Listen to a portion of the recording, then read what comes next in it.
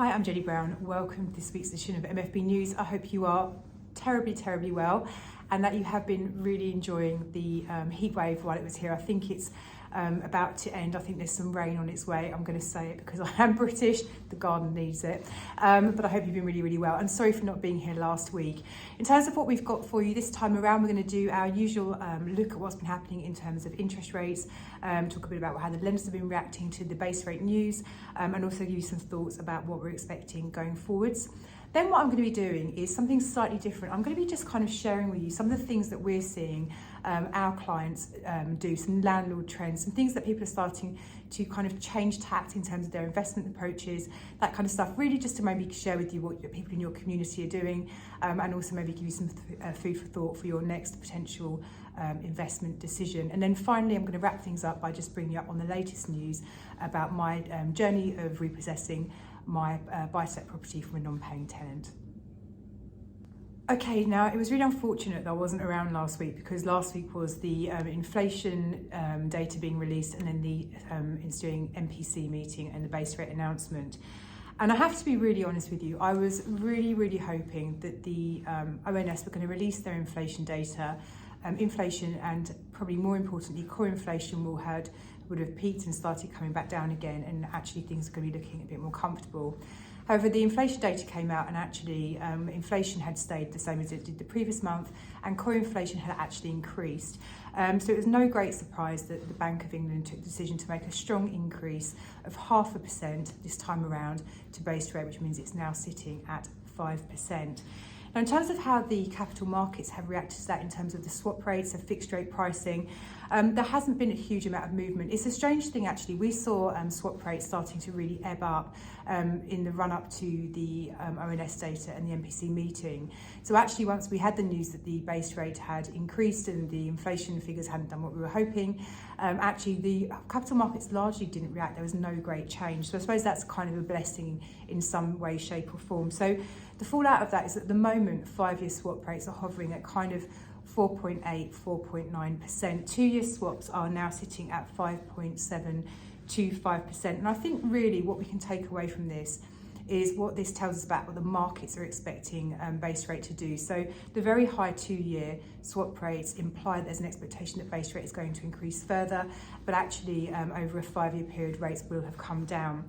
In terms of as a business, what we're expecting to see with base rate, we are expecting a further increase in August. If they don't do it in August because they're sort of just kicking things down the road because it's holiday season, it will be September. How much by, I think, is probably the greater debate. I personally would be surprised if it's another 0.5%, but I think then it's very likely things will stay at that point and not move for a while. If there has been some kind of miraculous turnaround in terms of the inflation figures, then we might be sort of thinking differently. But at the moment, with inflation being so very sticky, I think the chances are incredibly high that we're looking at a further base rate increase either in August or in September. So as I mentioned, the swap rates have been largely static. We have had lots of repricing, nothing like the repricing from lenders that we had a couple of weeks ago, where literally it was just like a tsunami of rates being withdrawn and repriced upwards. Things have calmed down a lot, and I think that's because the pricing on the capital markets has calmed down. So we are still seeing upward price increases, but the rate at which that is happening has really slowed. So in terms of how this is shaking out into sort of pricing in real terms for mortgage people, if you're a personal borrower borrowing on a straightforward property, a vanilla property, your 2-year fixed rates are from 4.5, your 5-year fixed rates are now from 4.78, and variable pricing from 4.73. Specialist markets, so limited companies, HMOs, multi-units, people with more than 10 buy-to-lets, that kind of stuff, 2-year fixed rates, so from 4.5%, but with a large arrangement fee of 5%. If those fees put you off, then we've got 2-year fixed rates from 5.74, but with a 2% fee. 5-year fixed rates from 5.09 with a 7% fee. If you don't fancy that, then actually to get the fee down to 3%, you're looking at rates from 5.8%, and we are seeing variable rates in that space from 4.5. Now it's interesting with the variable rates because we rarely arrange mortgages on variable rate products, because traditionally over the last 10 years interest rates have been so incredibly low that actually it would have felt almost crazy to take anything other than a fixed rate. And when we had the mini budget last autumn, where fixed rate pricing rocketed, actually we saw a lot more people asking about variable rates. And that is kind of coming back into the play again, because actually if you look at the rates, so variable from 4.5, whereas 5-year fixed is from 5.09. There are some people whose kind of thought process is actually maybe that's not so bad, and these tend to be come with shorter early repayment charges than say a 5-year fixed rate would. Now, what I would say if you take a variable rate mortgage, there is nothing wrong with them, but you do, and it's going to sound really obvious, but you do really need to be prepared for the fact that the rate can go up.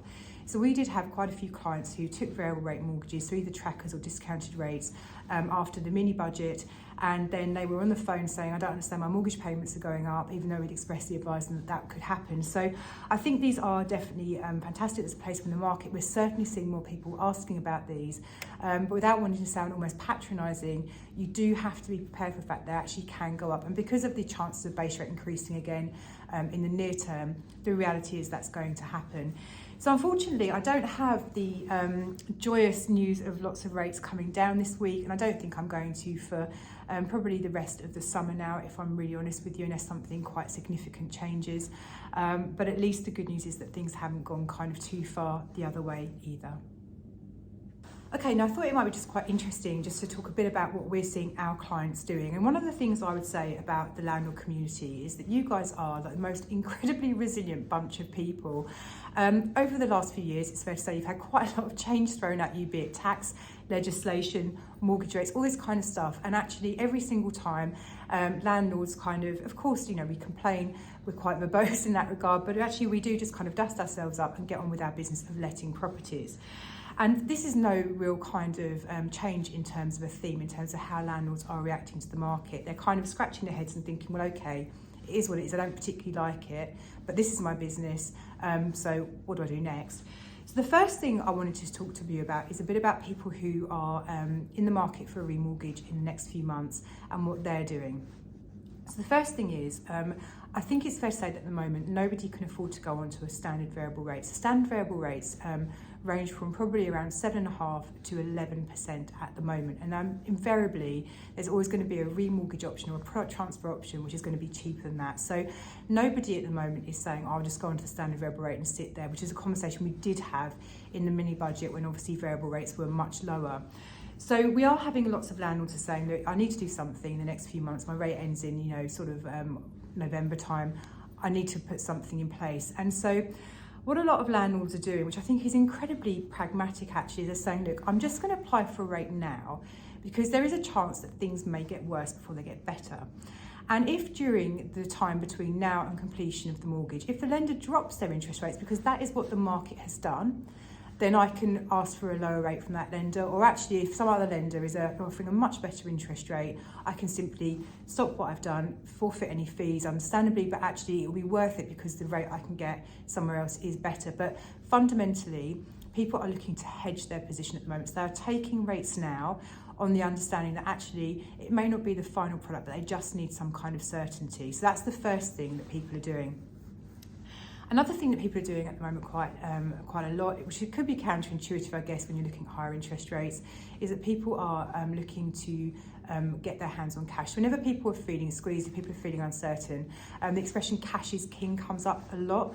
So we are finding a lot of people who are remortgaging and trying to extract capital from their properties. Now, it's not just about being in a position of strength and having a bunch of cash in your back pocket just in case. Actually, there is a real contingent of landlords who are saying, look, one of the good things that's going to come out of this period of heightened interest rates is actually the property market has slowed right down. And so it could be a really good time for me to buy something. Now, some people might say, well, actually, buying in a time of high interest rates is crazy, but actually some people's view is that, you know, maybe I will take a 2-year fixed rate and maybe it's going to cost me a bit more for a couple of years, but actually if I can save, you know, so many thousands of pounds on a property that I would have paid much more for 2 years ago, actually it swings and roundabouts, it works out very well for me. So some people are actually building a war chest of funds so that they're ready to go and invest in something new at the time where they see it as being right.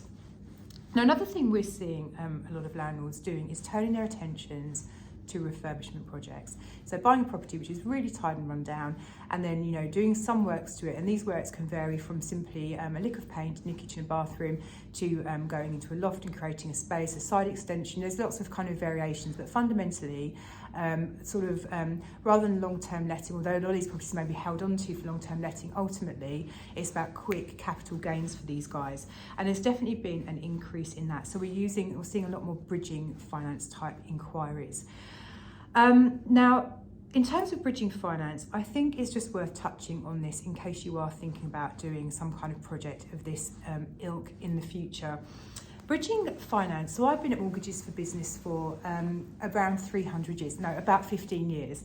And bridging finance as a mortgage offering has evolved so massively. So what people used to think about when you talked about bridging is some guy turning up with a couple of bull mastiffs at your front door chasing their money.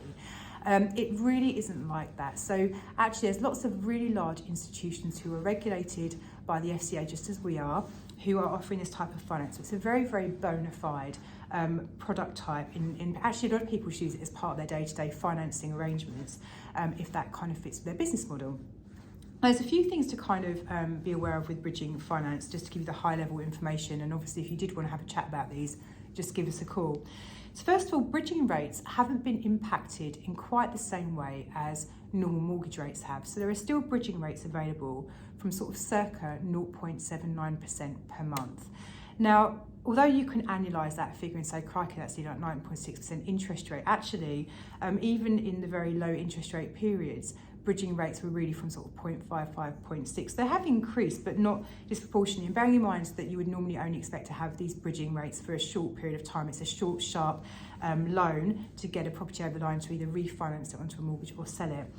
Arrangement fees on bridging finance are generally 2% of the loan amount. There are some variations on this, but 2% is generally the go.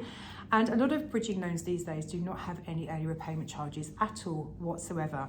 Now, some lenders will say there's no early repayment charges, but you have to have the loan for at least 3 months. So essentially as a lock-in for a 3-month period.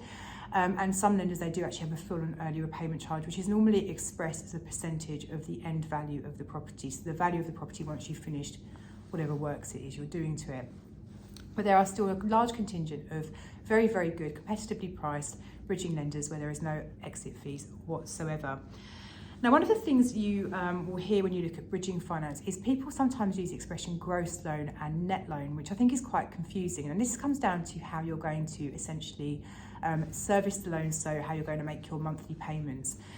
So what happens is, if a lender was to say our maximum loan to value is 75%, which is still very much available in the bridging market, I hasten to add, the lenders who will retain the interest, essentially what that means is if they're retaining the interest, you're not going to make any monthly payments.